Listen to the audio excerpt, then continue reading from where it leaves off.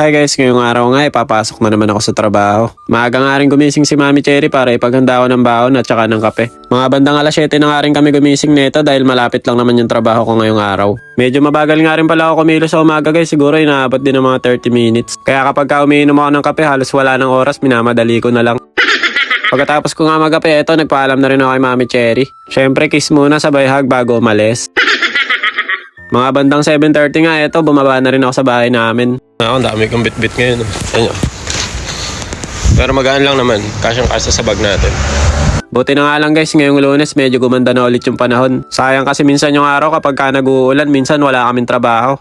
Kaya minsan pagka umuulan, hindi kami nakakapasok. Medyo nanghihinayang din ako kasi sayang din yung araw. Fast forward, nandito na nga pala ako sa parking ng bike at ipapark na natin yung bike ko. Bale, ito guys, nakasakay na nga rin pala ako ng train. Siguro mga 4 na istasyon lang, nandun na rin ako sa pupuntahan ko. Dito nga pala ngayon yung gemba namin guys sa Tamachi Station. 30 minutes nga lang pala yung biyahe ko dito kaya mga 7:30 na rin ako lumalabas ng bahay. Pagkababa ko nga ng train, dumaan muna ako dito sa may 7-Eleven. Bumili lang ako ng kape at saka ng almusal ko na tinapay. Bad trip nga lang nung umaga kasi walang tinda ng paborito kong kape na mainit. Kaya etong malamig na lang yung binili ko. Ito nga pala yung tinapay na binili ko guys, para siyang otap sa atin sa Pilipinas. Kaya lang natatawa ko kanina umaga, napakahirap lunukin itong kinakain ko na tinapay. At dahil nga walang mainit ng paborito kong kape kanina umaga, itong malamig na lang yung binili ko. Nakakauhaw din kasi maglakad habang may dala-dala kang mga gamit. Good morning sa inyo guys. Tapos lang natin mag-almusal. Busog. Hindi ko nga lang naubos yung tinapay. Ay, ang hirap lunukin eh.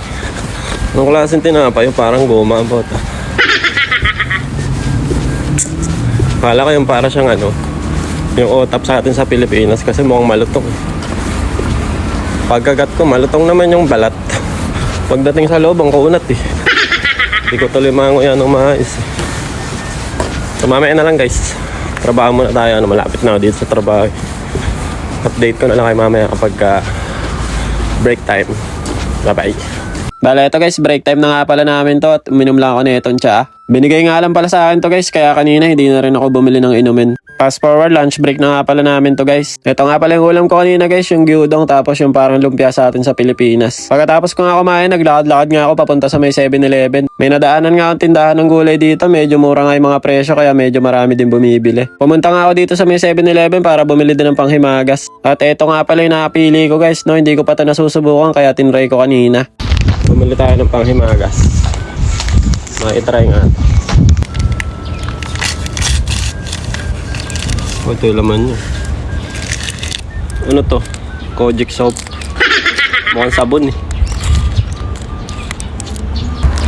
Hindi ko pa alam yung lasa nito guys eh. Ngayon ko lang siya titikman eh. Parang kumain ng Kojic soap.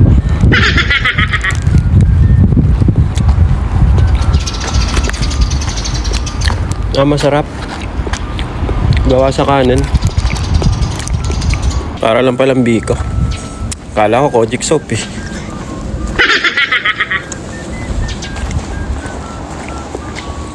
Parang biko na pinaghalong puto. Na may kasamang bibingka. Galing na lang. 3. Pahinga lang konti. Tapos mamaya balik na naman trabaho. Break time na namin. Bila ako inumin. Bale, ito guys, fast forward. Break time na nga pala namin at bumili lang ako ng kape dito sa may bendo machine. Hindi nyo na ako mapipigilan guys sa pagkakape ko kasi kape is life talaga ako, no? Kaya walang basagan ng trip yan. Bahala kayo sa trip nyo. You know. Uwi na guys. Makatapos na naman tayo ng isang araw. Alas 5 pa lang, maliwanag pa eh. Makati pa rin ang ilong ko. Pero magaling na ako. Awit talaga kay Facebook eh. Ilang araw na nga ako walang upload eh.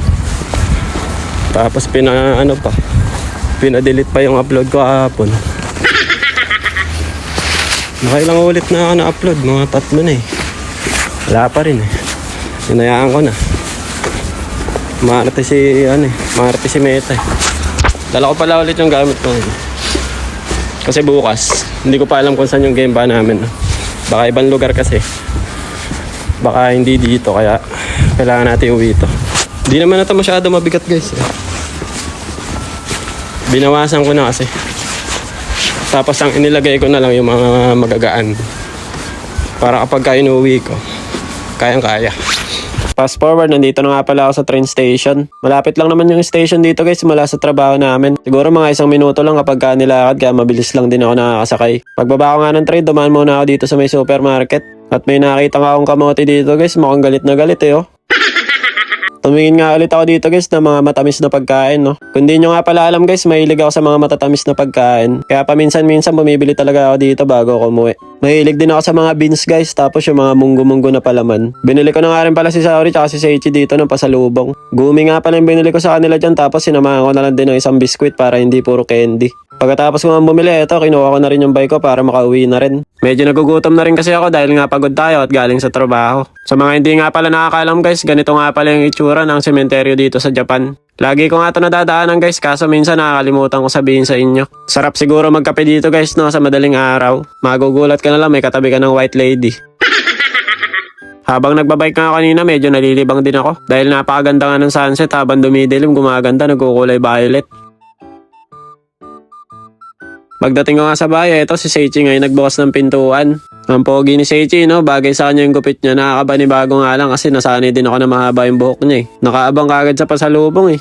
Alam niya lagi na meron eh.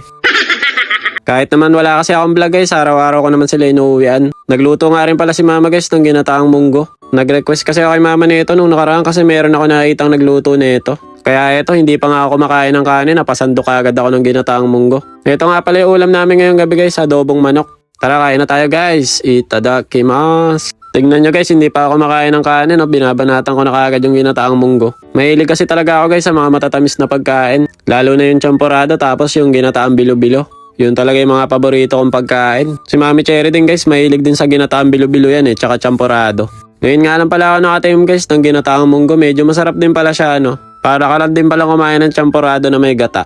Si Saori at Seichi naman guys, sinusubukan na lang namin yun habang kumakain kami. Si mama naman, hindi ko na yan masyadong pinapakita sa video dahil medyo mahihain kasi yung mama ko. Kaya kung mapapansin nyo minsan kahit nandito si mama sa bahay, hindi ko na lang masyadong pinapakita. Mahihain kasi sa camera yan si mama guys, shy type yan.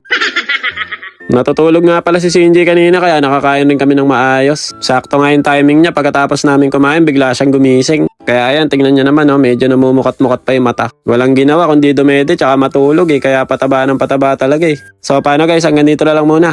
Kita-kits na ulit bukas. Diyan mata arigatou gozaimasu. Ngek ngek ngek. Bye bye.